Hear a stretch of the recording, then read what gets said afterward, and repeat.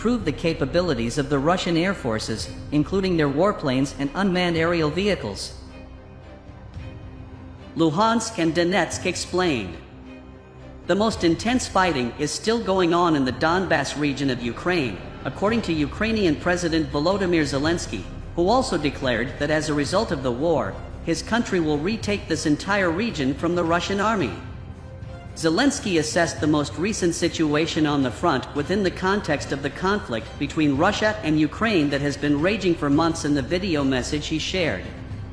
Zelensky stated that the most intense fighting occurred in the Luhansk and Donetsk regions and that they met with representatives of the Ukrainian security forces to discuss the most recent developments in the war. Zelensky declared, "The war continues for the Donbass," adding that they fought against Russian forces in the aforementioned regions and prevented them from advancing.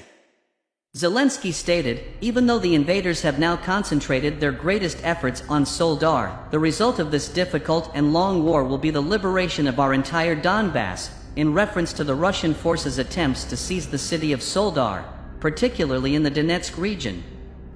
Zelensky continued, "There was a similar situation in Soledar, and the city of Bakhmut, where fierce clashes continued, was severely damaged. What did Russia hope to gain by doing this? There was almost no life left, everything was destroyed, and thousands of its inhabitants perished. The entire landscape on the Soledar side is covered in the invaders' corpses and missile damage. Madness appears like this." According to Zelensky, work on the new weapons that partner nations are continuing to send to Ukraine as aid. Zelensky stressed the need for additional weapon support and added, "I am sure our soldiers at the front will have these weapons and equipment in the near future." Germany's statement regarding Ukraine. Olaf Scholz, the Chancellor of Germany, declared that his nation would not act alone in arming Ukraine. Scholz made an address. Scholz reaffirmed that they will continue to support this nation for as long as is necessary, emphasizing the importance of defending Ukraine's territorial integrity and sovereignty. Scholz asserted that his nation provides Ukraine with weapons in addition to material and humanitarian aid, and that, after the United States, Germany and the United Kingdom are the two most significant arms suppliers to Ukraine. Scholz emphasized that they should take responsibility. Wagner-connected mercenaries numbering 50,000 fought on the Ukrainian front. According to Washington, the war, which started on February 24 at Russian President Vladimir Putin's request, has so far resulted in 10,000 Wagner fighters being injured and 4,100 soldiers being killed. On the Bakhmut front, there were at least 1,000 of these losses. The blow to Kadyrov is heavy. Ramzan Kadyrov, the president of Chechnya, was severely wounded. Kadyrov's military base was attacked by Ukraine. Ramzan Kadyrov, the leader of Chechnya, and one of Russian President Vladimir Putin's most crucial allies, suffered a severe blow. Kadyrov's military base was attacked by Ukraine. One of Russian President Vladimir Putin's most important allies, Chechen leader Ramzan Kadyrov, declared in Telegram that the majority of the Chechen soldiers who were subjected to artillery bombardment in Ukraine's Kherson region had been killed and some had been injured. Kadyrov occasionally speaks out about Russia's and its troops' casualties in the conflict in Ukraine. It is noteworthy that he said they suffered great losses because of this. Kadyrov, who was regarded as one of the most significant backers of Russia's invasion of Ukraine, urged his citizens to prepare for war and dispatched many of his troops there.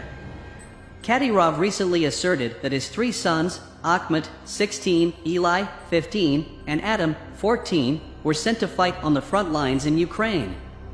The Chechen leader supports using nuclear weapons against Ukraine and criticizes the Russian military leadership for being too soft. On the field, a private Chechen military unit. 300 Chechen Special Operations soldiers traveled to Ukraine, and Chechen leader Kadyrov posted pictures of them on social media. In the video, it can be seen that the Chechen people dispatched warriors to the conflict area who were outfitted with specialized weapons. Chechen fighters are crucial to Russia's offensive in Ukraine. With their special operations in Ukraine, Kadyrov's soldiers for their actions in this situation, saying, "We are responsible for everything we do so that it does not turn into a war between Russia and NATO." Germany won't act alone, Prime Minister Scholz declared, adding that they will keep moving in the same direction over the upcoming weeks and months. In particular, Germany will always stand by its transatlantic partner, the United States, as well as its friends and allies. Anything else in this dangerous situation would be irresponsible. In reference to the assaults on police and firefighters during the Berlin New Year's Eve festivities, Scholz stated that the issue at hand needs to be expressed in a concrete manner and that they will make every effort to stop similar heinous incidents from occurring in the future. Scholz emphasized the need for those working in these areas to be protected from attacks because he wanted the security units to be believed. The SPD would win the election once more, according to Prime Minister Scholz, who praised the performance of Berlin State Chancellor Franziska Giffey, who ran for office again in the Berlin State Assembly elections. Giffey gave a red scarf to Scholz, who then posed for a picture with the parliamentary hopefuls before leaving the room. Elections for the Berlin State Assembly were held on September 26, 2021. The Berlin Election Board announced that the elections would be held on February 12, 2023, but the Berlin State Constitutional Court ruled on November 16, 2022, that the elections needed to be completely redone due to the disruptions and mistakes in the previous round. Important explanation from Turkey. "We believe that the war will end at the negotiating table," Foreign Minister Mevlut Cavusoglu said about the ongoing conflict between Russia and Ukraine. Minister Cavusoglu referred to Turkey's role as a mediator in the Russia-Ukraine conflict and said that Turkey is working very hard to bring about peace. Cavusoglu declared, "Naturally, a sense of lasting peace and a workable solution is what we seek. The sooner we can settle through negotiation, the better. This war will end there, in our opinion. Russia now claims to be prepared for talks. The idea was his. As Turkey, we continue to support and work on this peace plan." Have turned into the nightmare of Ukrainian soldiers and militias. Ramazan Kadyrov posted the following on his social media. Around 300 soldiers from the Rosgvardia administration's Ahmed 1 riot police unit left Grozny International Airport to support their brothers fighting on the front. Each of these individuals is filled to the brim with the desire to put an end to that cursed phenomenon known as Satanism. Iran is part of the war crimes committed by Russia. At the press conference, U.S. State Department spokesperson Ned Price gave a statement. Price responded to a query regarding whether Iran views the Russian military as a collaborator in the war crimes allegations due to the weapons it supplies to Russia by pointing out that the U.S. continues to document war crimes alongside the Ukrainian authorities.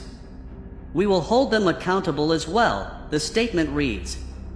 "If we discover during this work process that the Iranian government or its senior officials are complicit in or responsible for war crimes."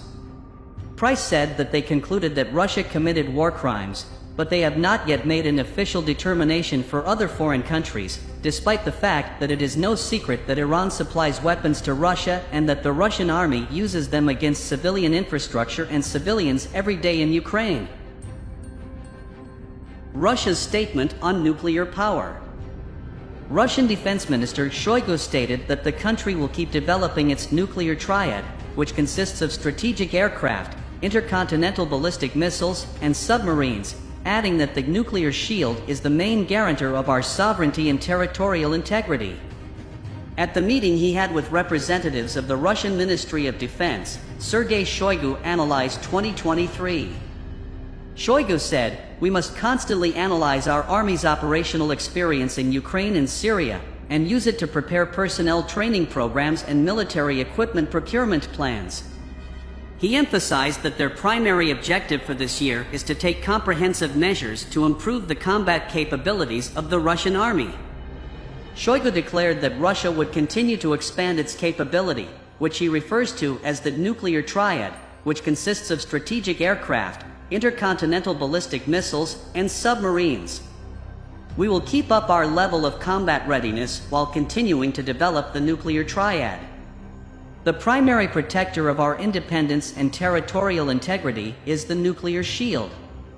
Sergei Shoigu stated that our priority plans include expanding our arsenal of modern attack vehicles when describing how they will